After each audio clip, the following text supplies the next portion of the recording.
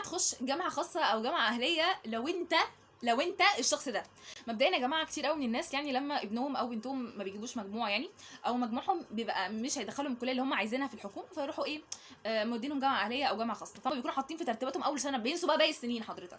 فمثلا تقول لك انا هدبر الفلوس بتاعت اول سنه. حضرتك لو انت وصلت لمرحله ان انا هدبر، كلمه هدبر، كلمه هجهز، كلمه هحاول الم، ما تدخلش ابنك خاص او بنتك خاص، انك مش هتقدر تكمل باقي السنين. هتقدر تدفع اول سنه، بعد ما تجمع كل ده مش هتقدر تدفع تاني سنه ولا تاني سنه ولا ربع سنه تمام.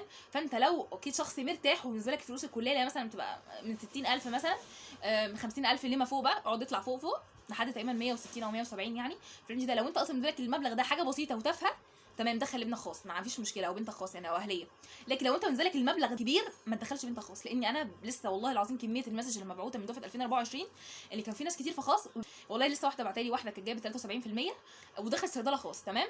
وحصل ظروف ماديه ما قدروش ان هم يدفعوا المصاريف، فللاسف هتحول من صيدله لحقوق تمام. فبالله عليكم ولو انتم من الاول مش هتقدروا تدفعوا المصاريف وبصين نظره مستقبليه اللي هو لا انا معايا فلوس 5 سنين، ال4 سنين دول، فما تدخلش ابنك او بنتك خاص تمام.